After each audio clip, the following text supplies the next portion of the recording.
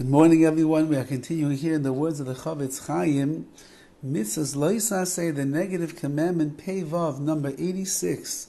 Shaloi la'echol Nevailah. A person is not allowed to eat on Nevailah. Now the next two halachas, we'll learn one today, one tomorrow. This gets into the language of Nevailah, which we'll describe soon, and then Treifa, which is what most people are used to hearing when they talk about not being able to eat that food because it's treif. It's not kosher, so we're going to see different categories of not kosher animals and why you're not allowed to eat them. Shenemar, it says in the Torah, Le'seichlu kol nevela, you're not allowed to eat any nevela. Now, what is a nevela?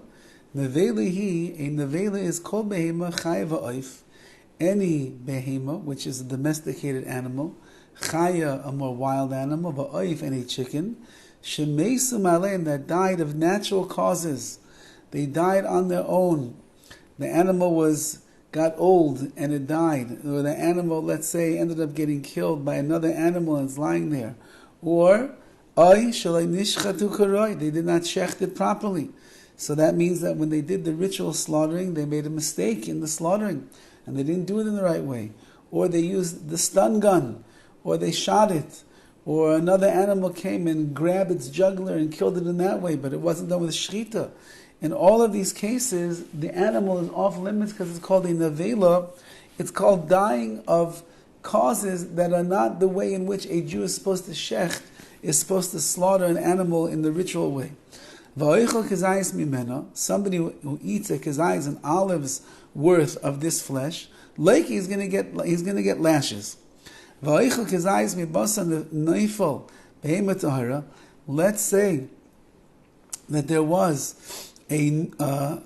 was a animal that gave birth to a nefel, to a miscarried child, and let's say it was a regular kosher animal. It was a sheep, it was a goat, something like that, and the nefel, the aborted child or the miscarried child falls out. Oivim, and you want to eat it now. It's not alive. It came from a kosher animal. Oivim mishum nevela. That's also the problem of a nevela, of an animal that dies of natural causes. Therefore, if you have an animal that gave birth to another one and it came out as a live birth, you cannot shecht it until at least the beginning of the 8th night. Because once the animal is 8 days old, since within the first 8 days it's possible that the animal could die on its own, and that would mean that it's really considered to be a miscarried child. So within the first 8 days, we never know if it's going to die or not. So if you end up shechting it earlier, maybe you shechted an animal that would have been miscarried and it would have died of natural causes. So you have to wait now until 8 days till you know for sure that it's a full, thriving, an alive animal, and then you could slaughter it and shecht it. However, if you know that this animal had a full-term pregnancy, and therefore when it's born you have nothing to worry about it becoming a nefel, about it miscarrying, mutter take it k'shenoilad. As soon as the animal is born, you'd be allowed to shecht it and then be able to eat it. But at the end of the day, the HaChaim is teaching us over here that any animal that really will die of natural causes, or the shechita was not a good shechita, and that we have to rely upon all the kashrus organizations, that when they are giving their stamp of approval to the meat and the chickens that you are buying in the store, they're telling you that when the shechita was done, it was done properly, and therefore you don't have to worry about it being done in an improper way, otherwise it would be in the nevela.